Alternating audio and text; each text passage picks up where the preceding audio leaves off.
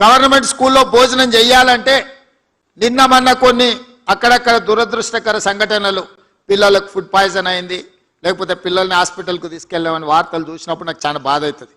ఎందుకంటే నేను diet charges పెంచిన, కాస్మెటిక్ ఛార్జెస్ పెంచిన. ఇప్పుడు నేను మా టీచర్లను విజ్ఞప్తి చేస్తున్నా, మీరు కూడా వాళ్ళతో భోజనం చేయండి. వీళ్ళు ఉన్నప్పుడు నేను కూడా వచ్చి వాళ్ళతో భోజనం చేస్తాను. తల్లిదండ్రులు మన మీద విశ్వాసం పెట్టుకొని రాత్రి సమయంలో పిల్లలు తల్లిదండ్రుల దగ్గర ఉంటే దినం మొత్తం మన దగ్గరనే ఉంటారు, టీచర్ల దగ్గరనే ఉంటారు. 50% పేద పిల్లల బాధ్యత మా టీచర్ల దగ్గరనే ఉన్నది. ఆ సమయంలో వాళ్ళతో పాటు కలిసి, వాళ్ళతో పాటు ఆడి, వాళ్ళతో పాటు భోజనం చేస్తే ఆ పిల్లలకు ఒక విశ్వాసం వస్తుంది. తప్పు జరగకుండా చూసుకునే బాధ్యత మనకు ఉంటుంది.